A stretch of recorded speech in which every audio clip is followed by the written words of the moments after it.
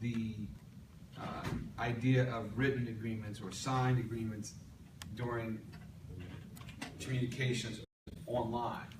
We don't have, the opportunity to actually physically sign, but as we all know, we can accept agreements through what?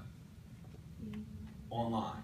How do we accept, even if we don't actually physically sign a written piece of paper, what do we do in order to accept agreements online? Exactly. Click a box, right? So the question is how does this equate to a signed contract, right? How do we make that connection? And so that's what the conversation about today is going to center on. It's 8:15. Thank you.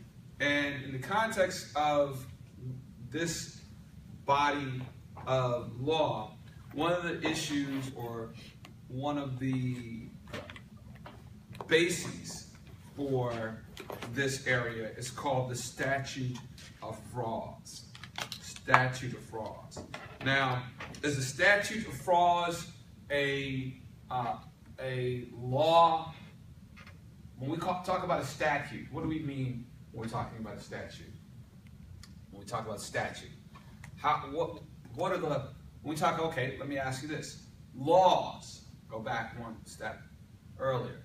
We know that laws are created in the U.S. context through various means. What's one way to create a law? One way to create a law is what? Through a bill, right? Passing a bill or enacting a bill into law. First, inducing a bill in a state or federal or even local body, right? Having that bill considered, the bill becoming an act, and then the act being voted on, and it then being signed by the executive, be it president, right, in the context of federal bills, or be it a governor, right, in the context of state bills, or be it a mayor in the context of municipal bills, then that bill becomes a law, right? The bill becomes a law. Then you also have to go back. So that's one law. Another law is created through what? And again, that law, the law that is passed through that process is called, as we were referencing here at the beginning of this chapter, a statute. Okay? So a law passed through a legislative body becomes a statute. All right? Not a statue like a monument, but a statute that goes to issue of laws. The other way of passing or creating a law is through what? Organization or institution. I'm talking about not so the law of the organization institutions or laws of organizations are created similar to the mechanism we just talked about, because in that context you have resolutions that are passed by organizations that again are introduced similar to what we discussed in terms of how statutes are created. But I'm asking, what's the other way of, again, laws being created here in the United States? One is through, again, the legislative branch. What's the other branch that also creates laws? Judicial. That is the, I'm sorry, what? Judicial. Judicial, exactly. The judicial branch. So, again, the judicial branch is supposedly only there to interpret laws, right? So again, when a bill, again, becomes law, then there's a dispute about what that law means. The judicial branch is there to actually interpret, to actually spell out what exactly this means. If two parties say, hey, well, again, the issue of the bump stock, going back to what we discussed a couple of classes ago about the killer, in many people's book, definitely a murderer. He, again, killed people, and many people believe that he actually, as we talked about, had both the actus reus, which is what we discuss as what? Actus reus, the action, right? As well as the what? The mens rea, right? Meaning the mental state, right? And some was arguing, oh, he doesn't have the mental state, so you can't call him a killer. You can't call him a terrorist because he didn't do this to actually cause terror. Well, I don't know how many of you all, but even today, I was thinking, well, do I go to like the baseball game? You know what I mean, right? Or how many people, the Marine Corps Marathon is going to be run as well. I'm like, have they like scouted out all the buildings in that, path of the Marine Corps Marathon? I bet you some of the people who, are going to be running have been thinking about this, right? Any large gathering that you find yourself, after this incident, I'm sure you're going to think in your mind, how many people will not be thinking in their mind, looking around, is there somebody who looks crazy over here? You know what I mean? Or looks like they could be, a terrorist. In fact, quite frankly, for them to just assign a crazy label to him, he really, is ridiculous because, and it's hypocritical. Because in some way, I think that the sociologists would argue that anybody who kills anyone is crazy. Anybody who commits an act, and not self-defense at least, it's 8:21. Thank you, is crazy. So again, in that context, everybody who, again, is in jail is crazy. And there's an argument that suggests that might be the case. But again, going back to the point of what we discussed in terms of this statute. So currently, there is a statute that, again, was passed, my understanding, back in the 1930s, that prohibits the sale of machine guns, right? However, again, that's rapid-fire, repetitive guns. However, this bump stock, as they described it, is an attachment that goes on to a weapon that allows it to actually act like a machine gun. So the analysts have suggested that this act is not, this attachment is not illegal, right? So, but there are those that suggest that it is illegal, and so that the Alcohol, Tobacco, and Firearms Agency, which is supposed to be regulating and preventing the sale of these, again, illegal weapons, should be able to regulate that. And again, I don't know if people were listening to some of the talking heads, but this morning, it was suggested that they can't. The National Rifle Association is suggesting, oh, well, we don't need to pass another law because the existing law actually already regulates that. But again, the current administration, Alcohol, Tobacco, and Firearms, which has not been, again, regulated, said, well, no, we currently don't regulate that. So then, because of that, you have to pass, again, there's two things that can happen. If the NRA gets its way, and that the administration, that is the Alcohol, Tobacco, and Firearms Agency, which is, again, a part of the federal government, which is run by the current president, it begins to actually regulate and prevent the sale of these devices, again, without statutory guidance, specifically directing them to prevent these particular pieces of equipment from being installed on guns, then what can happen? In the context of what we were talking about before, what can happen? Somebody can sue them. Somebody can sue the agency, because the agency would be doing what? They would argue? Acting outside the confines of that particular statute. And so the courts, the judicial branch, as we were just discussing, the judicial branch would have to come in and actually interpret whether or not this particular, again, law covered, whether this particular law covered that particular piece of equipment. And by doing so, the court itself could be actually creating the law. So the court said, yes, this is illegal. Then that is, in a sense, a new law.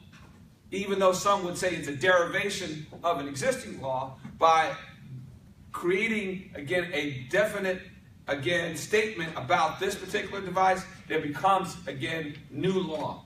And that's, again, a second area of creation of law. So again, in the context of what we're talking about today, the statute of frauds, the statute of frauds, in essence, did not start from a statute passed by through a bill that came through the House of Representatives at the federal level or the state houses. It actually came from the common law, English law, in which there were just essentially traditions. So again, this statute was actually passed, passed by the English Parliament in 1677. And it was an act to prevent frauds and perjuries. This act established that certain types of contracts to be enforceable had to be in writing, and that other contracts, again, did not have to be in writing, right? So then what happened here in America? How did this law take foot in the United States? Well, what we found out was that each state in the United States began adopting these traditions that came over from England, and they created statutes similar to those that, or similar to that which was again passed in England. And then they, again, across the country, modeled the language in a real similar way. And this became, again, the statute of fraud. But again, it doesn't really just apply to issues of fraud. Rather, it really talks about the enforceability of contracts that don't comply with the writing requirement. And so the primary purpose may be stated as, again, preventing harm to innocent parties, right?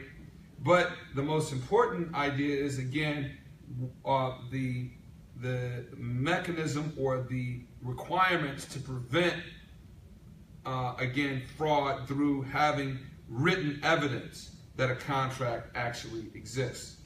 And again, a contract that is oral, and so the essence is that when a contract is not in writing, it can be voidable by a party who later does not wish to follow through with the agreement. So again, we're talking about, again, contracts that, as we discussed before, the contract can either be valid, right? What was the other thing the contract can be? Voidable, or what? Or void, right? So valid is absolutely a good contract, and on the other end is a contract that is, again, not even worth the paper that it's written on because it's void. So let's talk about what are the contracts that require a writing. Mr. Oshimoboy, tell me, what are the contracts that require a writing? Contracts involving interest in land. Also known as what?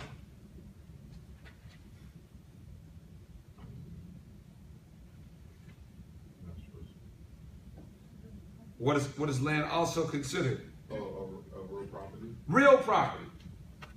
Again, this is something that we're going to discuss. There's two types of properties. There's real property, what else?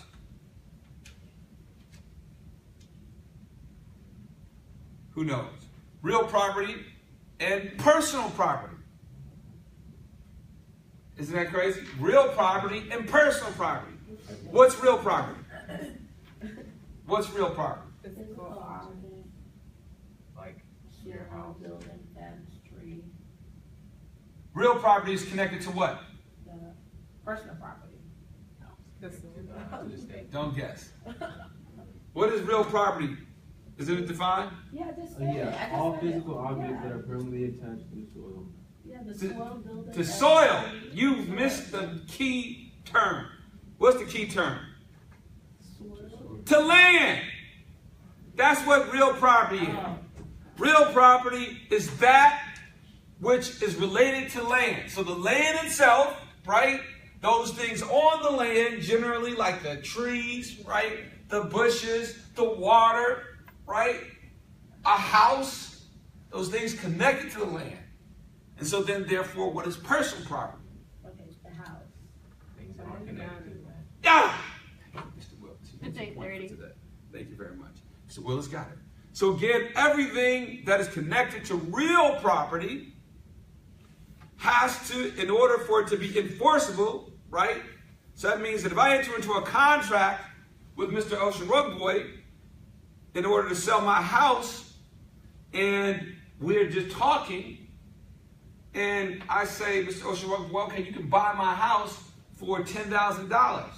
And he comes up, he asks his father, he's like, hey, Dad, you know, Professor Kareem said I can buy this house for $10,000. We can come up, you know? And then I sell him the house. He gives me the $10,000. I say, okay, the house is yours. Then he goes knocking on the door, and my wife comes to the door, and he says, well, you know, Professor Kareem sold me your house. He said, okay, well, what's the evidence? What proof do you have that my husband made such a bad decision to sell you our house? He said, well, he told me, you know, after class, and you know, I gave him the money for my you know, for my dad. And what would she say? It's not valid. Oh, she wouldn't say it was not valid. What would she say? If you don't have a contract, then what's that? What's that contract going to be called? Voidable. It's going to be voidable. That means that you cannot enforce it. Take me to court all you want, but you're not coming up in this house, So right? He got his money back, right? No, What? no, Really, I got scared. no, That's fraud. no. The point is that again, that contract is not enforceable. Now he might argue again to a court, well, he's again defrauded me, perhaps, right? But the issue is that the house, again, he has no rights. He has a right to the house. If we chose to, allow him to come in, he could get it that way. But he can't get it by asking court to give it to him because, again, that is not in writing, and that's the whole point. Yes, sir. So you could walk around offering people your house and just taking money and be good? Again, you would not be, they would not have a right, this is the point, they would not have a right to be enforced in court. See? The other issue is whether or not, on the other hand, could they then sue you for the return of their money? That's two separate issues, right?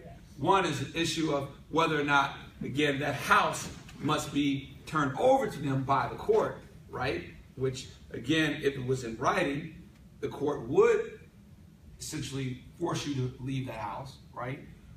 But if you said without writing, there is no enforceability mechanism for the court. That's, again, one of the key issues I that... thought you couldn't leave the house, like once you move in. You know how they've been doing how do they call it? Or people move into houses and you can't move them out right away because they already established. Like a 1 year contract or something like that? Not a contract. How do you put it? Like, it's not rent. There's a big problem in Florida and some places in DC. Well, they're essentially... It's squatters, right. When the bank owns the house and like they weren't paying on it. Or anybody is something like a squatter right. And we'll get to this later in the semester. That you can actually gain a right through essentially, as he said, for acting as the house or acting in a manner that the property appears to the public to be yours, right? And if the owner does not abate that, does not interrupt that, does not seek the police or any other body to prevent you from acting in that way, then you could actually gain rights. You can gain legal title to that property, even though you have no legal title, right? So that's a separate issue. All right, thank you, Mr. Boy. You can have a seat. All right. So the next area again is what is the other contract that must be in writing? The other contract that must be in writing, Ms. King. Again, another contract, Ms. King, that must be in writing. Contract that cannot. Ms. King. Sorry. Contract that cannot by their terms be performed within 1 year from the day after the date of formation. Contracts that cannot be performed within 1 year after the date of their, give me an example. 835. Thank you. Superior University forms a contract with King and Sang stating that Sang will teach 3 courses in history during the coming academic year, September 15th through June 15th. If the contract is performed in March, it must be in writing to be enforced because it cannot be performed within 1 year. If the contract is not formed until July, however, it does not have to be in writing to be enforced because it can be performed within 1 year. So again, a good case in point is, looking at the contract that I have with the university. So they said, okay, Professor Kareem, you can, we're going to hire you to teach business law, and you'll teach it 1 semester. So if the department chair said, okay, send me, not even send me an email, call me up. All right, Professor Kareem, come on in. We're going to go ahead and have you work as a adjunct professor for the semester. And I never got a contract. I never got a written documentation of our agreement. Only I had this conversation, and I went to again the bursar's office, and again after the midterm, I'm supposed to be getting paid, and I didn't get my check. And they said, well, there was no written agreement. What can I tell the bursar's office, Miss King? What would I be able to say? If it was no written agreement? No, there's no written agreement for me to teach a semester course here at Bowie. What would I still be able to say?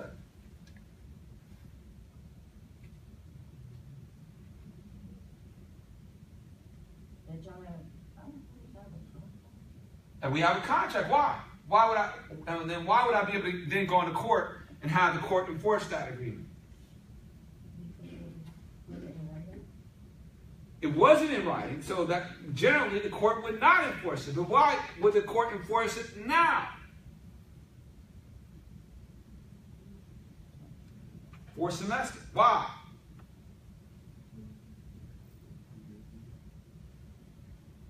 Help her out. Help her out. Help her out. I was just wondering, guys. Don't guess. Hold on. If you don't know it, don't. I'm asking who knows the answer. How about you, Miss Green? I honestly don't know. Is it because Miss Green, what? Oh, I honestly don't know. You don't know it? You don't know it? How about you, Mr. Edward? Take a stand, young man. Take a stand. Everybody's helping her out. Again, look at what she just said. so? Look at what she just said. Okay. Hold on. What are you all doing? Are you not looking? Are you not reading the book? Look at what she just said. Repeat what you just said, Ms. King. What did you just read? Contract that cannot by their terms be performed within 1 year from the date after the day after the date of formation. So again, Because I said that it was a semester that I've been promised. I've been promised to get $3,000 to teach this semester course, and then I'm supposed to be getting $1,500 after the midterm. I go to collect my $1,500 because it's not transferred to my bank, and I go to the bursar's office and ask for my $1,500, and and they tell me, well, there's no written contract. And what can I tell them? Because it's Well, however, 100 years. What can I tell them, Ms. Green? it's enforceable because, it was performed within the semester. You did the performance, within the semester. Exactly. And it's not what? It's not beyond what? A year. It's not beyond a year.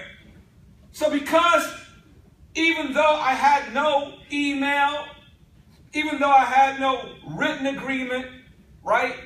It was a phone call between me and the department chair telling me that I was going to be an adjunct professor this semester. And I came, I taught you all, I gave you exams, and then I'm coming to get my $1,500. They tell me that I don't have any written agreement. And what can I tell them?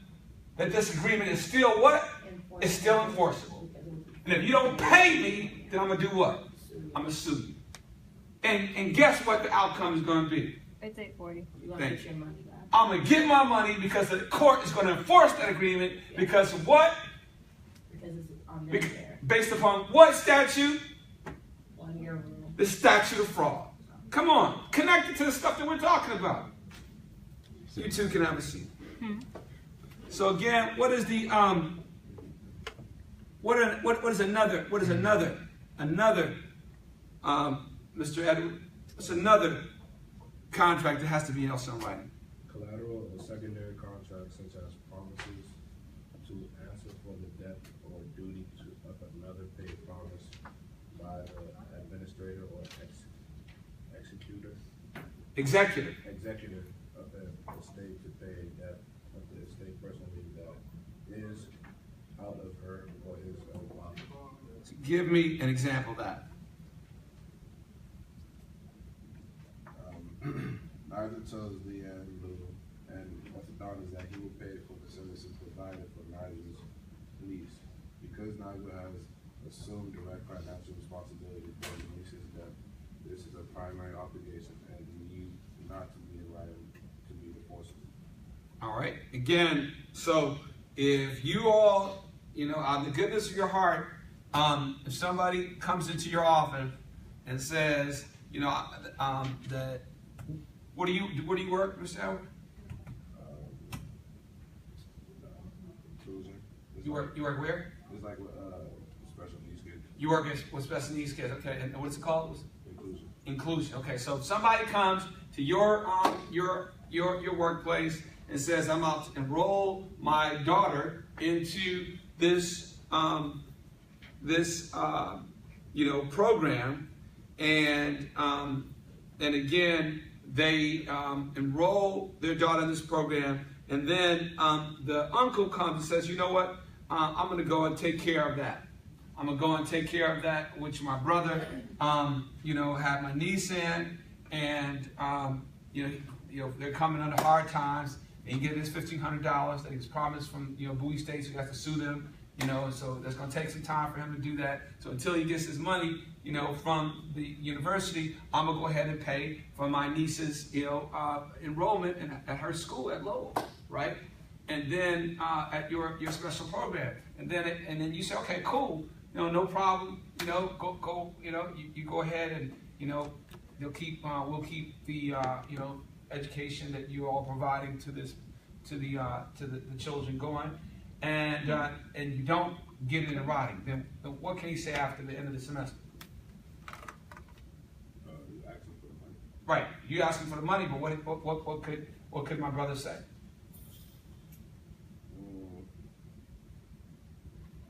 He could say, "I'm not paying you," right? "I'm not paying you because you didn't do what? You didn't get it in writing. I made a promise, right, to pay for my brother's obligation. That wasn't my obligation. That was my brother's obligation. You went ahead and gave the services to them. And so when you go, again, to try to collect from my brother would probably say, because he's been educated, even though he's not a lawyer, been educated by his brother who is a lawyer, he would say what? That's right. But you didn't get it in writing, so that obligation I made to pay for the debt of my brother is what? Is what? Unenforceable. Come on. Unenforceable, okay? Thank you. What's another example? Have a seat. promise made in consideration of marriage. Marriage, okay. Give me an example of that. Evan promises to buy Celeste a house and money if she marries him. Celeste would need written evidence of Evan's promise to enforce it. All right. And again, I'm going to just suggest to you all that a marriage agreement is probably the most important agreement. Again, we read about it all the time in the news, right?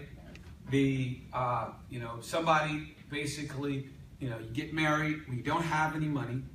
And then, thank you. And then, when you get money, right?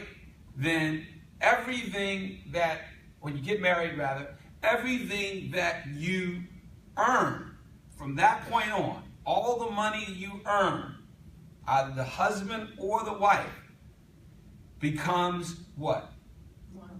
Becomes jointly owned by both parties. So again, if you basically become, a billionaire, let's say you go and develop some technology that, cures cancer. Your husband didn't help, he probably dogged you out because you weren't cooking for him, you were all out late at night in the lab, so he was, all alone, had to be watching porn, right? Because he wasn't getting any type of, sex or whatever from you, you know what I mean? And he was just basically stone cold lonely, you know what I mean? In fact, he had to actually pick up the children from school because you were, again, spending all your time in the lab, right? Then you, again, get this patent on this technology, and you, again, become now the holder of $1 billion product. And then he says, you know what, I've had enough. I'm divorcing you. And on the complaint for divorce, he asked for what? $500 million. Go ahead and send it to me. And he asked for palimony, right? Yeah. Monthly payments that you have to pay him, for just, again, his pain and suffering that he has to experience as a result of now the divorce. And that's what can happen. That's what can happen. So that's why, again, these marriage contracts are important. But they can't be, again, a what marriage contract? They can't be a what to be enforceable? They can't be a what, Miss Samay?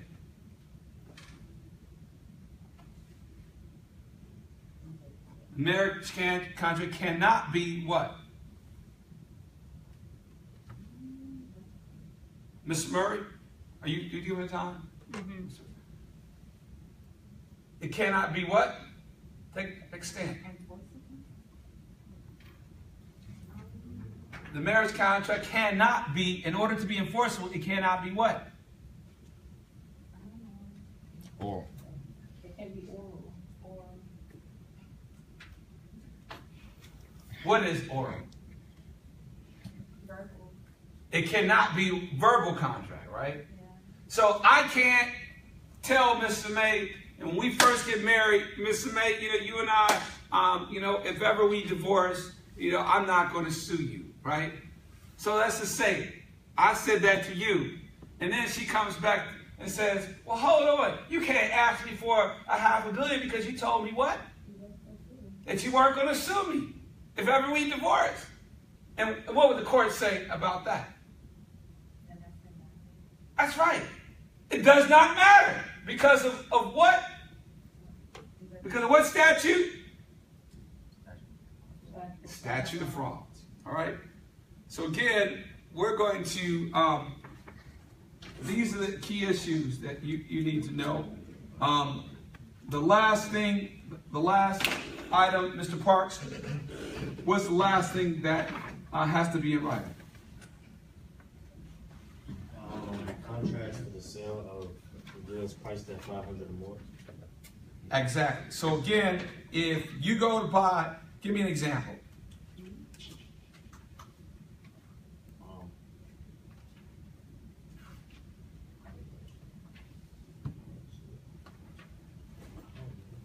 So you go to buy an iPhone, that's, again, that costs how much? $670, right? Costs $1,000. And you again pay for, you don't pay for the iPhone, you enter into an installment agreement, and you give the cashier, $200. You leave with the iPhone. $50. Thank you. And then they try to come back and ask you for the rest of the money. What can you tell them?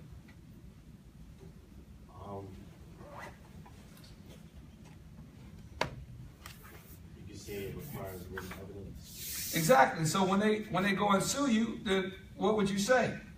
They didn't have it. Exactly. So that contract becomes what? Voidable. Void.